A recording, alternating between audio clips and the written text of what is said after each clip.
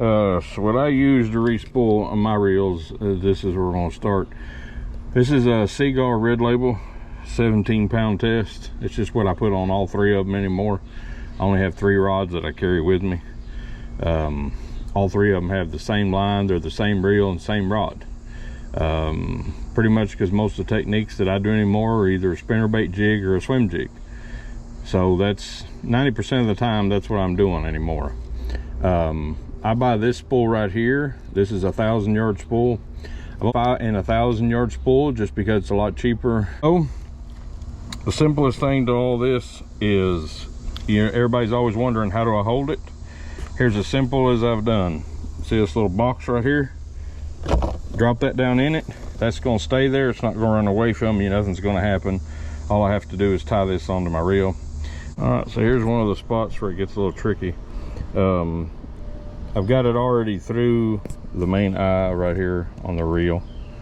Okay, that little piece that goes back and forward. I don't remember the name of it, but what I'd usually do is I'm going to put it inside one of these little things right here, and I'm going to hit the button, and I'm going to spin it backwards all the way around to me till it comes to right here. And that is going to allow me to have both ends.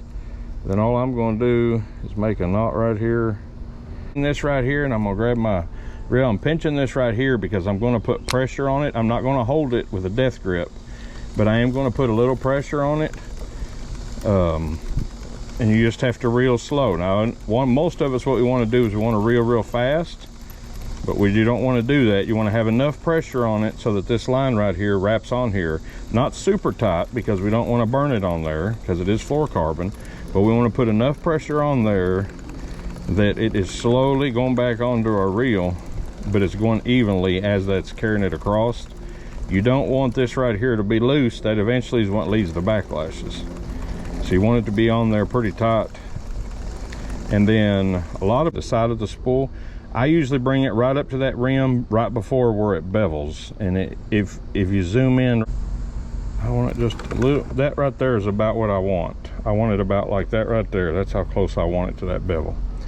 Anyway, then I bring this forward. We cut this off.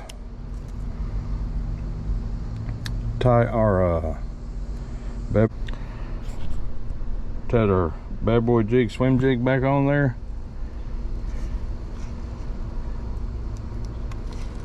Reel's ready to go again. Thank you all for watching. Hope that little tip helps you. God bless you all. Y'all have a good day.